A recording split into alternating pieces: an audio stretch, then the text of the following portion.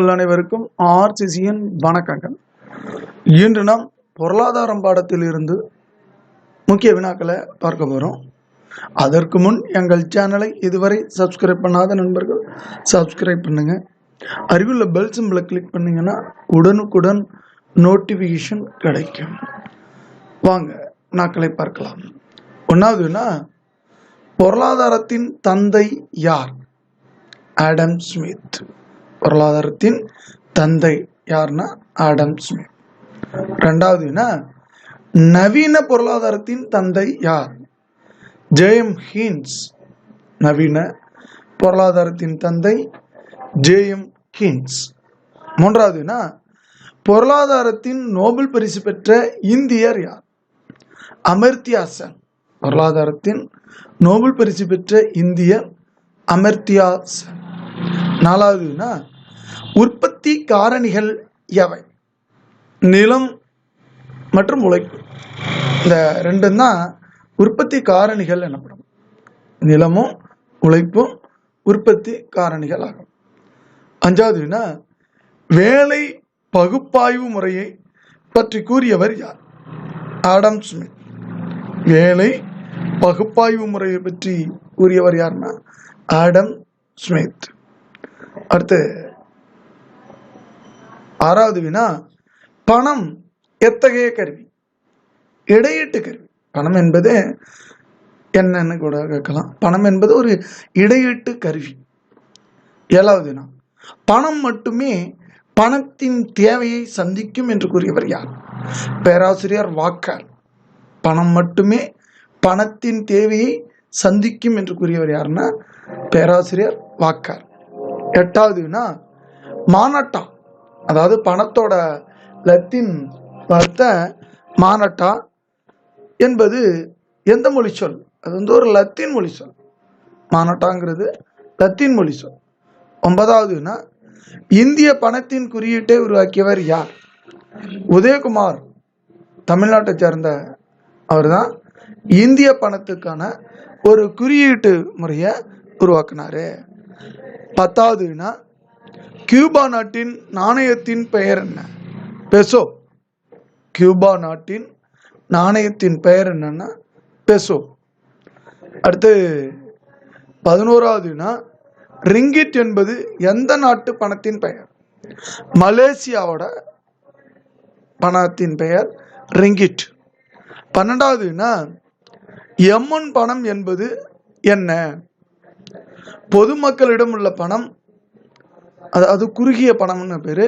இது பேரு M1ன்னு பேரு. பொதுமக்களிடம் கையில் உள்ள பணத்தை வந்து M1ன்னு சொல்லுவாங்க. இதுல மொத்தம் 4 வகையான பணங்கள் இருக்கு. M1, M2, M3, M4ன்னு இருக்கு. 13வது வினா, தேவையை தீர்மானிக்கும் முக்கிய காரணி அது? விலை. தேவையை தீர்மானிக்கும் முக்கிய காரணி எதுன்னா விலை தான். 14வது வினா, சிவப்பு புரட்சி என்பது எந்த பொருள் உற்பத்தியை குறிக்கும்? கறி மற்றும் தக்காளி உற்பத்தியை வந்து சிவப்பு புரட்சின்னு சொல்லுவாங்க.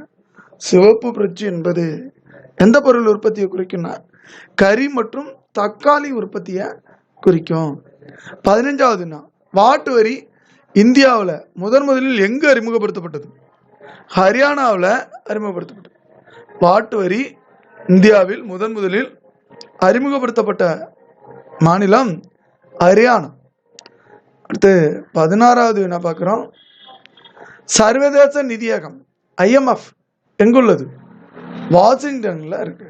சர்வதேச நிதியகம் IMF எங்குள்ளதுன்னா வாஷிங்டன்ல இருக்கு. 17வது வினா, மக்கள் தொகை கோட்பாடு பற்றி கூறியவர் யார்? மால்தஸ். மக்கள் தொகை கோட்பாடு பற்றி கூறியவர் யாருன்னா மால்தஸ். 18வது வினா, மகிழா வங்கி எப்பொழுது தொடங்கப்பட்டது? 2013 நவம்பர் 19 தொடங்கப்பட்டது மகிழா வங்கி. 19வது வினா, இந்திய பொருளாதாரம் என்பது எது? வளர்ந்து வரும் பொருளாதாரம். இந்திய பொருளாதாரம் என்பது வளர்ந்து வரும் பொருளாதாரம் ஆகும். 20வது வினா, GDP இன் நவீன கருத்தை உருவாக்கியவர் யார்? Simon Kuznets. GDP-யின் நவீன கருத்தை உருவாக்கியவன் சைமன் குஸ்னட். அடுத்து 21வது வினா, இந்தியாவின் வறுமை மற்றும் ஒரு பிரிட்டிஷ் இல்லாத ஆட்சி என்ற நூலை எழுதியவர் யார்? தாதாபாய் நௌரோஜி. இந்தியாவின் வறுமை மற்றும் ஒரு பிரிட்டிஷ் இல்லாத ஆட்சி என்ற நூலை எழுதியவர் தாதாபாய் நௌரோஜி. 22வது வினா, வர்த்தக நோக்கத்திற்காக முதலில் இந்தியாவுக்கு வந்தவர்கள் யார்? போர்ச்சுகீசியர்கள். வர்த்தக நோக்கத்திற்காக முதலில் இந்தியாவிற்கு வந்தவர் யாருன்னா போர்ச்சுகீசியர்கள். 23வது வினா, உலகமயமாக்கல் என்ற பதத்தை கண்டுபிடித்தவர் யார்? தியோடோ லெவிட்ங்கிறவர் தான் உலகமயமாக்கல் என்ற பதத்தை கண்டுபிடித்தவர் ஆவார். 24வது வினா, இந்தியாவின் நுழைவாயில் எது? மும்பை. இந்தியாவின் நுழைவாயில் மும்பை.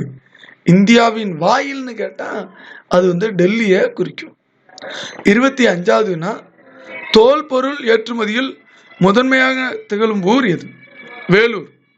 தோல் பொருள் ஏற்றுமதியில முதன்மையாக திகழும் ஊர் வேலூர். நன்றி, வணக்கம். நாளை மற்றும் ஒரு வீடியோவுடன் உங்களை சந்திக்கிறோம்.